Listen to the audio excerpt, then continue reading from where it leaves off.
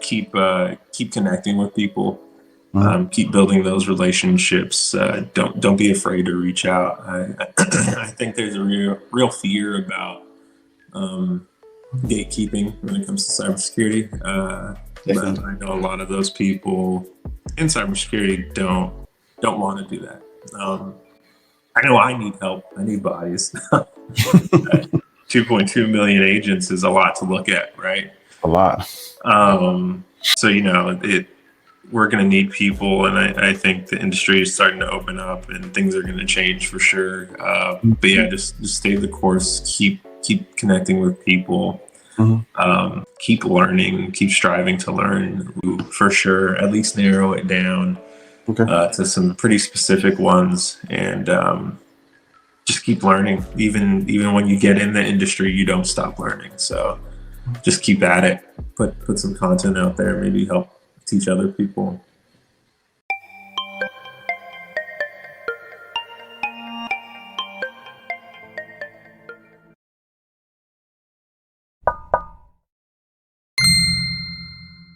Yeah.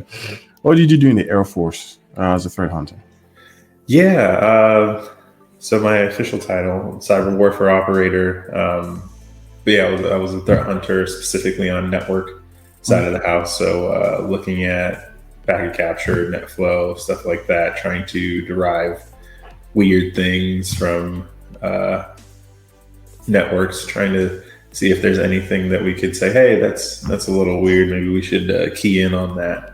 But yeah, I guess I can't get too much into the tooling, but as far as like what I did was definitely get down into some network packets and have fun with those. Oh, okay. What made you transition from the Air Force into the private sector, or the military into the private sector? Why did you have to change? Was the military not treating you properly? Did you find better opportunities out there? What happened? Oh man, really, it was just my time, medical retirement. Before I was a cyber warfare operator, I was actually a maintainer. So that took a lot out of me physically.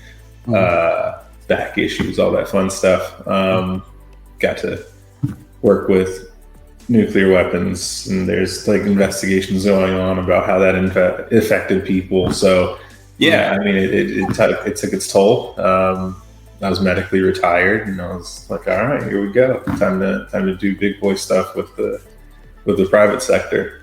I know you were military as well, right? I'm still military. Actually, I have like 47 days left to my TS date, so I'm about to, close up that chapter of my life and start, in the private sector myself too. Right. Yeah. Well, congrats. Congrats. It's a fun transition. Okay. Now, when it comes to what you did in the Air Force, how does it translate into what you did in Goldman Sachs and what you're currently doing at Huntress? It's interesting. I think a lot, and I think you'll find this industry wide. What defines threat hunting? I think a lot of organizations are trying to figure out what that means for them, and that's fair. I could tell you what it meant from my days in the Air Force, right? We did threat hunting. I was part of the Cyber National Mission Force, so we did threat hunting alongside foreign mission partners.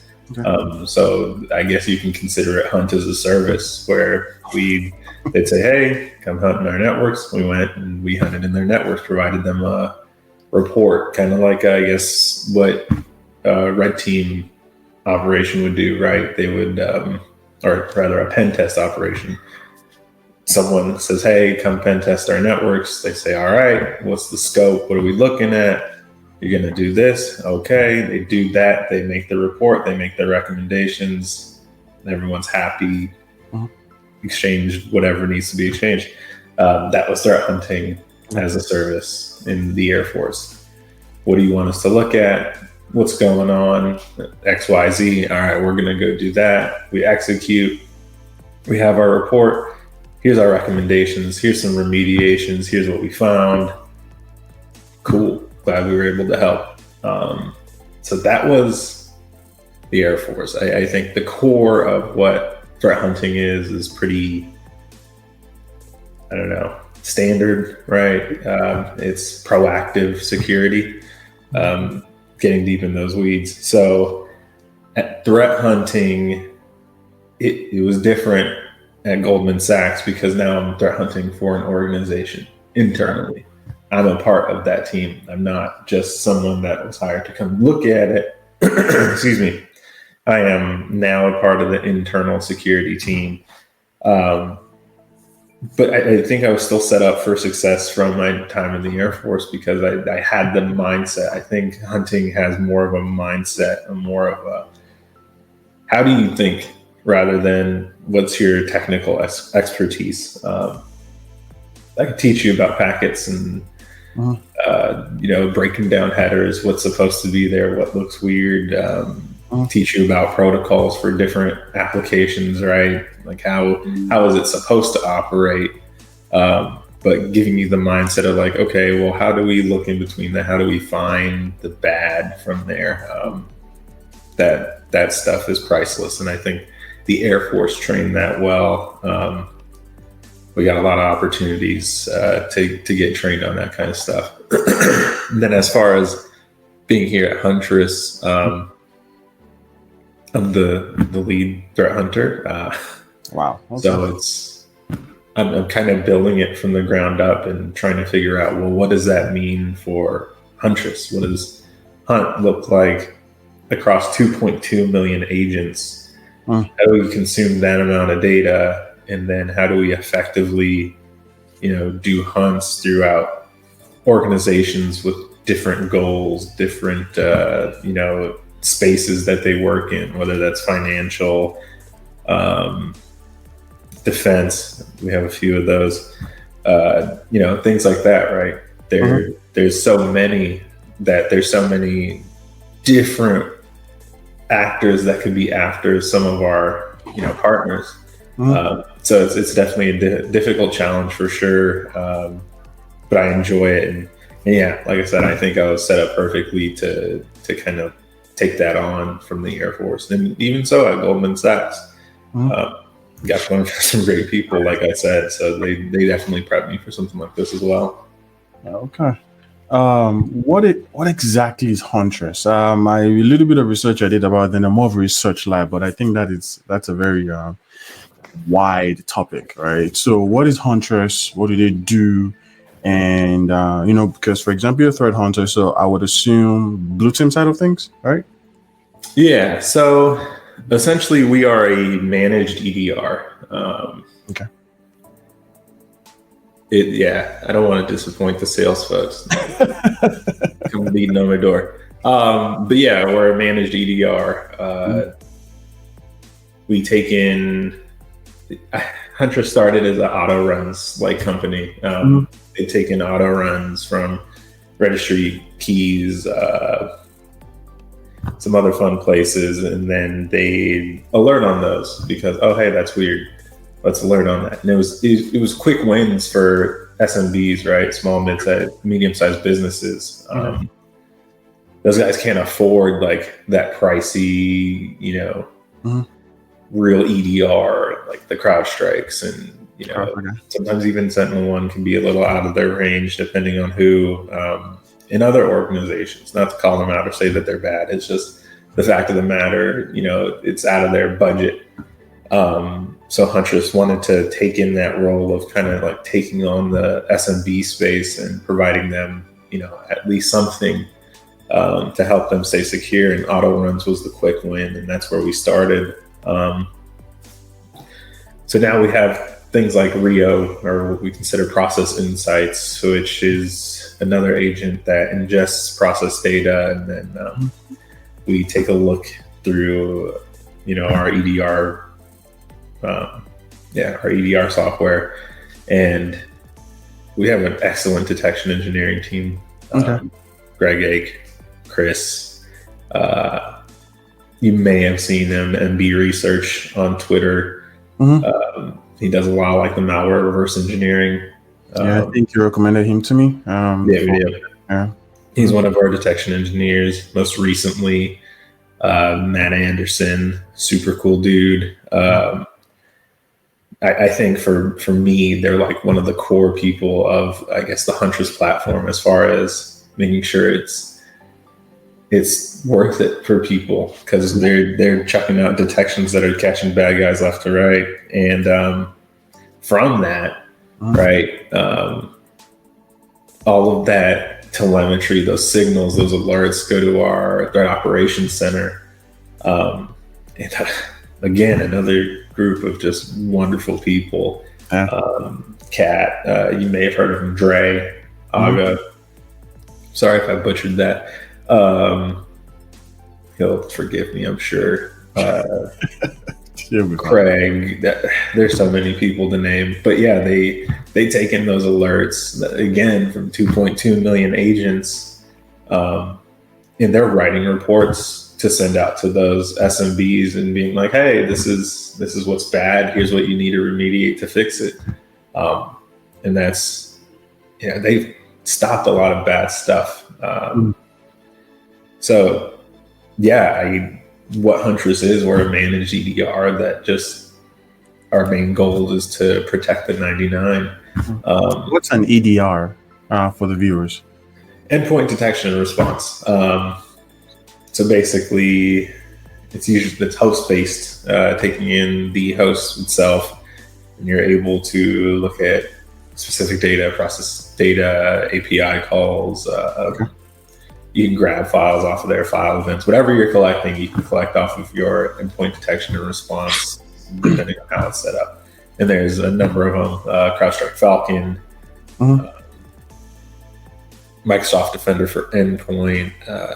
You could set Elastic up with Elastic Security. Who else is there? Splunk. That's what EDR is for sure. Okay.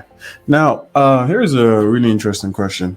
Someone wanted to know about that. Now, what kind of character, what kind of personality do you think would fit one working in threat hunting and working in an environment like Huntress? Because I'm pretty sure a lot of people at Huntress are probably ridiculously good at what they do, and I'm sure you're good, because I've watched some of your posts on LinkedIn, because I'm on LinkedIn like almost 24 hours. So what kind of character, for example, the OffSec mindset is, the try-hard mentality, Hack the Box also tries to push that mindset also.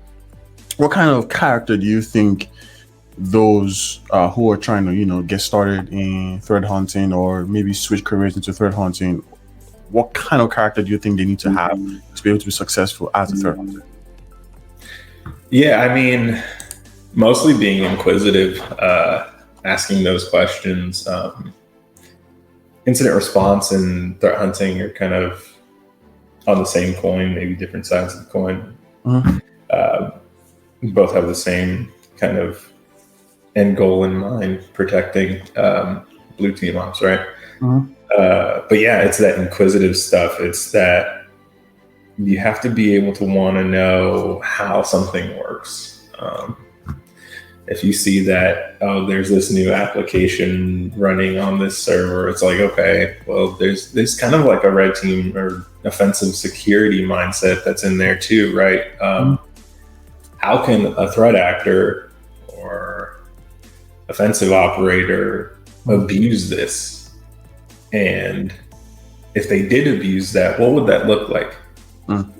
And that's kind of like the hypothesis generation that happens within threat hunting as well. Is, okay, we've seen a trend of like recently, specifically, there is like a number of exchange exploits that have gone around.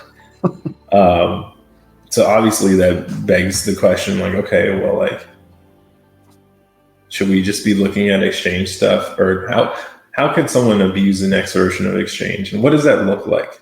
How would we see that in our telemetry on our EDR or whatever we're collecting, right? What would that look like in our logs? yeah, it's that inquisitive stuff that it's almost the scientific method. It is a scientific method.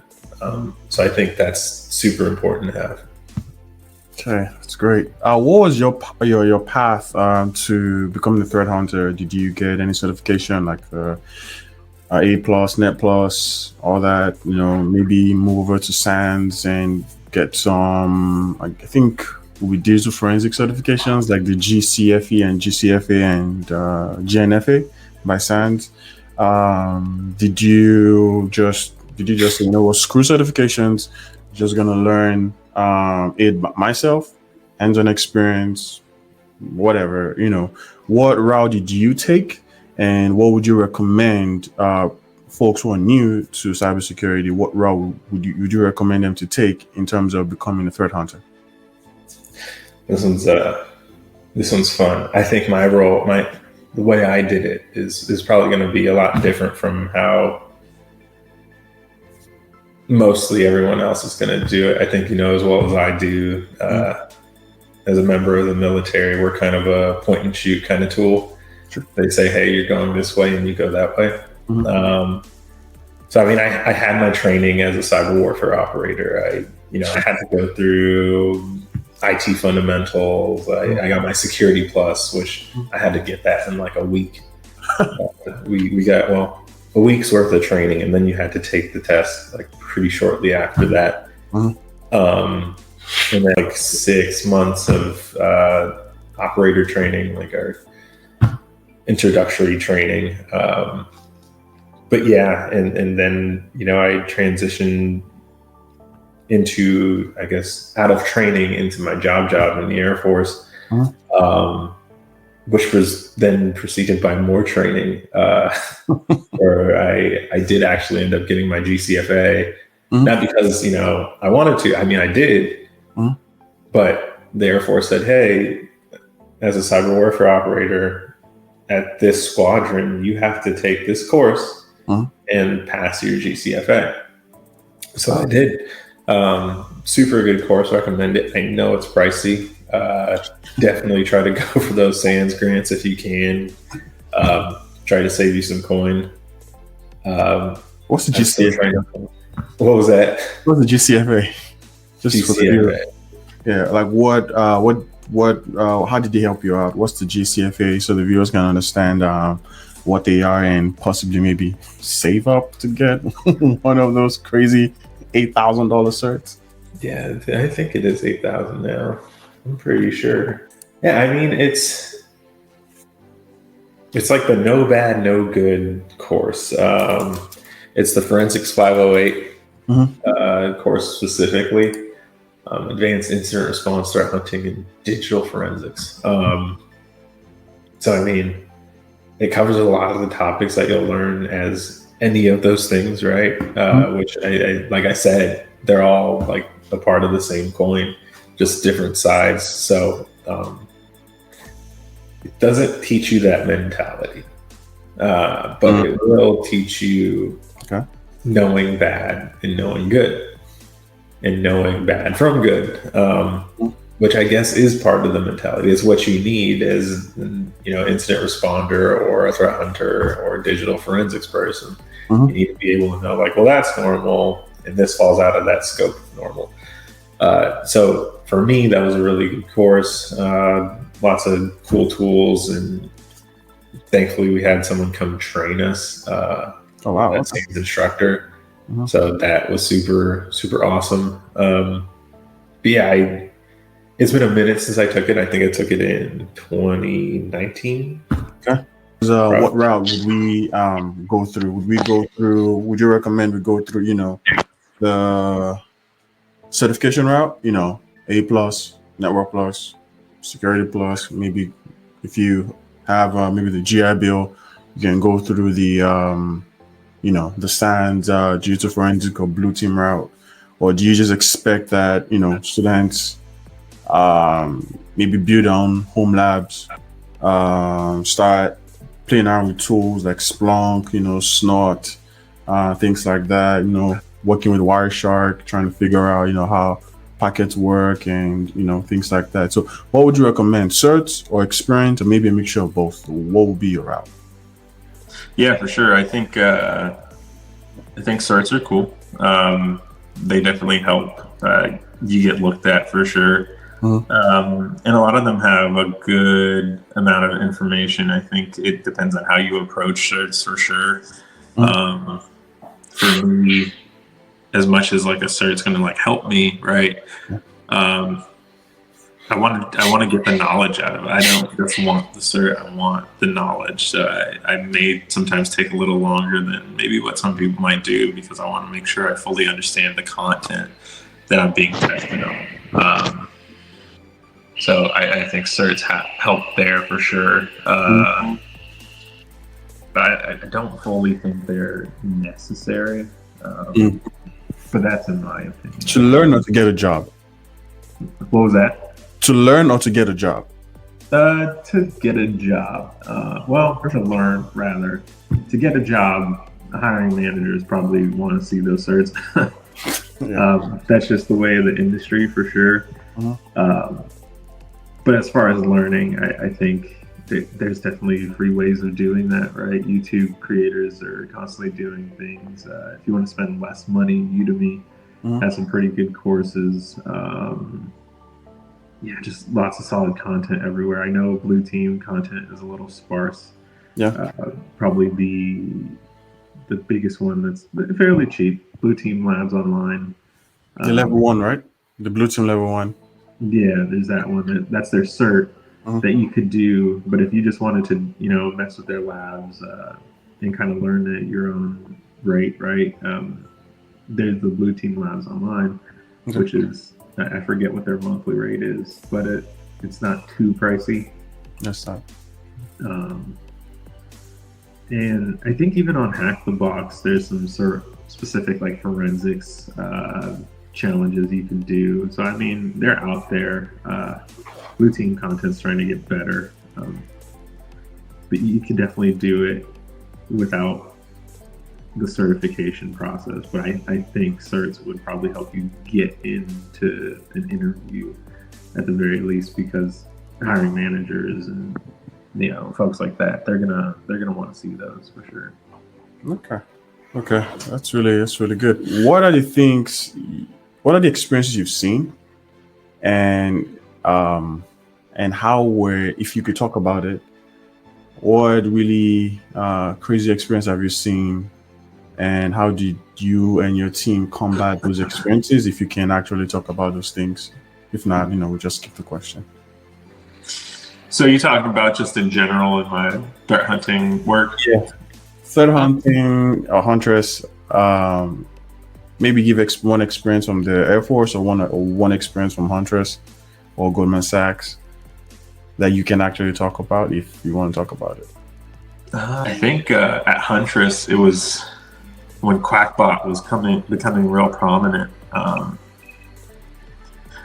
And man, they were going everywhere. It was a lot of email compromise where they were, basically injecting themselves into conversations from previously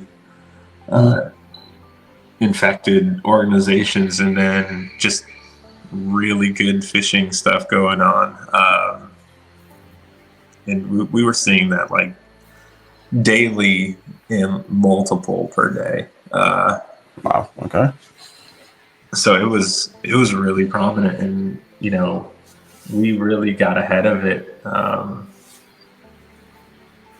We tried to get really, really in front of the issue to try to combat what can we do to really help our partners out from being infected. And we eventually found a way, specifically Matthew Brennan, MB Research, he was able to find some stuff through reverse engineering and was able to kind of stop the malware in its tracks, which worked. And I believe it's still working for a lot of the strains of Quackbot. So that was one of our, cool wins, and how really it was just me, maybe like 2-3 other people that really got down in the weeds and tried to figure out, well, what are they doing? How do they do it? how we could find out if an organization's been compromised. That was a fun win. Oh, okay. I think that is cool. I think this concludes the podcast. I really want to thank you, one, for the opportunity to for you to even respond to my message in the first place. So I think I'm glad. But before we go, what are the last few words you'd like to tell our viewers? For folks who are struggling to get into the industry, folks who are just starting out to get into the industry, and those who've been in the industry for 10, 15 years and done some cool guy stuff. What's your quote, motivation? What are your last words for them? Man, I think just stay the course. Keep connecting with people. Keep building those relationships. Don't be afraid to reach out. I think there's a real fear about gatekeeping when it comes to cybersecurity. But I know a lot of those people in cybersecurity don't want to do that. I know I need help. I need bodies. 2.2 million agents is a lot to look at, right? A lot. So we're going to need people, and I think the industry is starting to open up, and things are going to change for sure. But yeah, just stay the course. Keep connecting with people. Keep learning. Keep striving to learn. Figure out what you want to do for sure. At least narrow it down to some pretty specific ones, and just keep learning. Even when you get in the industry, you don't stop learning. So just keep at it. Put some content out there, maybe help teach other people. Okay. All right, sir. Thank you very much, Anthony. We hope to bring you back again, maybe to ask for some, technical demonstrations or, certain, analysis that you do in cybersecurity threat hunting scenario. But I know you're very busy, so I'll probably let you go right now. Okay. Take care of yourself. All right.